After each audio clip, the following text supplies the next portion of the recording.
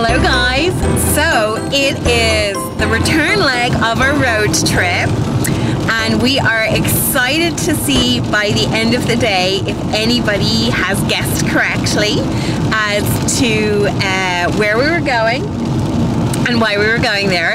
I suppose now is probably the best time to do that. So we were headed to Mayo. And the reason we were headed there was because we have been very fortunate enough to get a new to us car. We are very excited. I suppose it's actually James's car because I have a Beetle. And James has been driving his lovely Passat, which we absolutely loved and are sort of sorry to see go. Yeah, she was a really, really great car, so spacious. But we'd had her for 8 years and she was almost 10 years old. And she had begun to give us a little bit of problem, nothing too serious. And we sort of decided that it was probably a good time to consider a change. We actually hadn't planned on sort of upgrading for maybe a year or 2 years. We were just sort of looking and very fortunate to come across this car that we're in now. And so as you can see, we're very delighted with it. It is a really nice car to drive. I had a little spin in it last night after we got it back to James's parents. What do you think of your new ride, babe? I like it. Yeah? Yeah, I like it a lot. It's nice to drive.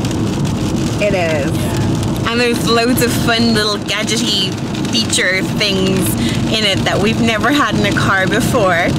So we're still, I suppose we're still moving into the car. Would that be what you'd say? Yeah. But yes, we are really excited for all the trips and journeys that we're going to take in this car as well. So as you can see outside, it is a miserable day still. And we are on our way back home. We're trying to get up as early as possible because we still have loads of work to do, and this was sort of like an impromptu, well, not impromptu, we knew we had to come down yesterday to collect it, or I suppose to exchange, because they took our car as like a part exchange, which was really helped us out. So yes, we are very excited. This is James's big Christmas present, so it is to himself. We've been saving for a long time to get it, so exactly. So yes, we are very thrilled, although still sort of missing our old one. I suppose we'd had the old one for so long, and we'd had so many great memories in it as well. But yes, we're excited to start a new chapter in this car. Isn't that right, darling? yes. So yes, so I wonder which of you has guessed correctly as to where we were going and why we were going there. Who will win this lovely prize that we are yet to decide upon? As soon as we figure it out what we're going to send the person who's won, we shall let you know. So we're still traveling back home, and James and I have been having a chat. So next year, as in, actually no, in 2017, in July, James and I will be 10 years married. And we'd always said almost from the outset that when we were 10 years married, that we would sort of renew our vows and almost have like a second wedding. And still something that we really wanted to do, but initially when we had first kind of talked about it, what, 8-9 years ago, we had always kind of envisaged that it would be sort of not as big as our first wedding, but maybe that we would have like 60 or 70 or so people, and we'd renew our vows, and we'd possibly go abroad, maybe like to Italy or somewhere like that. We hadn't any definite plans. But now we're sort of like, we're what, a year and a half out from being 10 years married, and I suppose we're having to kind of more seriously think about, is it something we will do? Is it something we can afford to do? And what we'd like to do with it. So we're kind of the thinking, because obviously for both of us, a large part of our lives revolve around planning weddings and going to weddings and things like that. We're kind of thinking that while we would definitely love to renew our vows, it's probably something that we will do ourselves, and we're kind of thinking that in celebration that maybe we would do sort of like a second honeymoon style thing, and during that renew our vows. So that is kind of where we're at.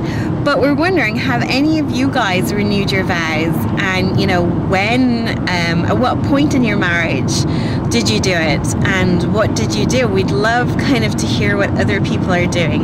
Obviously, as a wedding planner, I have loads and loads of different ideas, but I'd love to see what you guys get up to. My parents renewed their wedding vows a few years ago, and my parents got married at Christmas, or just before Christmas, and they had sort of like a Christmas party themed vow renewal for their 30th wedding anniversary, which was great, but we would probably do something a little bit different to that.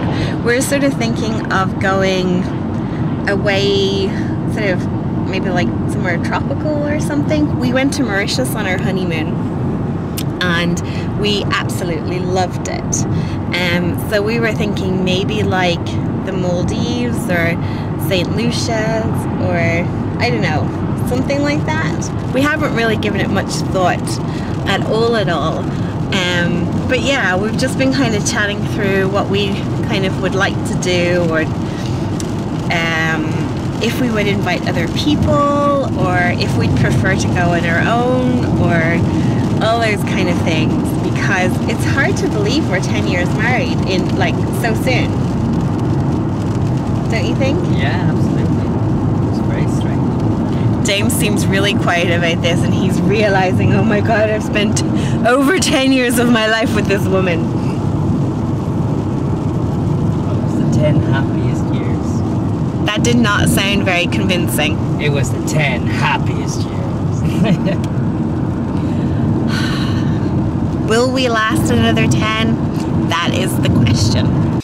So I'm in the midst of unpacking from our very quick road trip, and I wanted to share with you some of the things that we bought in Lidl, because we're not normally in Lidl, and we popped in when we were in Ballina with my in-laws, and we actually picked up some of their sort of deluxe range stuff, because I'm not sure if this is specifically in for Christmas. As I say, we're not normally in Lidl, but it had some really cool stuff that we wouldn't normally sort of have or see. And to me, it looks like it's sort of Christmassy stuff. But they have these like these chocolate covered strawberries. They had them in like plain chocolate as well as the white chocolate. So we got a pack of those. They also had some really cool different sugars for like fancy coffees and chocolate or hot chocolates. This is cinnamon, vanilla and star anise sugar. I hope I'm pronouncing that correctly. And we also got chocolate and cinnamon flavor sugar as well. And they also have this like seasoning trio. This one here is for game. This one here is for steak with vanilla. Sounds interesting. And this is for poultry with orange oil. So excited to try those out. And they had some hot chocolates with a mini whisk inside. I don't know if you can hear that, but the little whisk is inside. So we're interested to try that out. And they also had this toffee creme, which just looks divine. So it does. And avocado oil. I've never seen this before. So yeah, we thought we'd give this a whirl as well. Picked up some more potato farls because we are in love with these. And they also had really cute little to-do list booklets and little notebooks as well. I love these ones that have, what do you call those? Magnets on the back of them that you can attach to things. Like say, for example, see? Like so. Pretty cool, eh? So yeah, just really quick things that we picked up when we were in Lidl that I wanted to share with you. So I will let you know if and when we actually get to use these. But yes, I'm going to continue with the unpacking so that we can get some dinner on at this stage. So it's evening time and we've decided to be really productive and wrap all of the Christmas gifts that we have bought so far to give to friends and family. And here, a great idea for your Christmas wrap stuff. I put it in a big box like this and keep all my Christmas wrapping papers together. This year we're going with a sort of like a gold red reindeer theme, and I also have some Christmassy tree ones all in the kind of the gold and red kind of theme. And I've just pulled out some gold, red and some green because it's festive too. Ribbon that I have anyway. And in here we have some smaller bags and gift tags, and in here some sparkly red bows and that. So I keep everything together like this for my Christmas wrap, and I do something similar for my like everyday kind of wrap for gifts and things like that as well. It just makes everything really, really easy. So we are going to get on with wrapping all of these gifts, aren't we, darling? Yes. As you can see, the rest of our sitting room, our kitchen is in a heap. So it's a couple of hours later, and while I'm not 100% finished wrapping all of the presents, I've made a significant dent into them, and they're all looking pretty good. What I've decided to do, some of the stacks are for families, as in, you know, 4 people in a family, and some of the stacks are for individual people. But as you can see, my theme of gold and red is looking pretty good, and overall I've used 3 different wrapping papers. This really nice reindeer one that I bought in Tesco's. I bought this red one in a Eurogiant, and this goldy Christmas tree one I bought in IKEA. All the ribbons I already had myself. Oh, and I got these cute little jewellery bags. These sort of like organza little bags in Tesco's as well. I also had the gift tags myself. I think I probably got those in a Euro shop before. But they're coming together pretty cool. I still have a number of presents to wrap, but it's 9 o'clock. I'm pretty tired, and so I'm going to tidy up here, watch a little bit of television, and edit this video, and then hit the hay because I got to get up very early in the morning. So yeah, so I hope you've enjoyed today. It's been a bit of a mixed bag, I think, if I can even remember.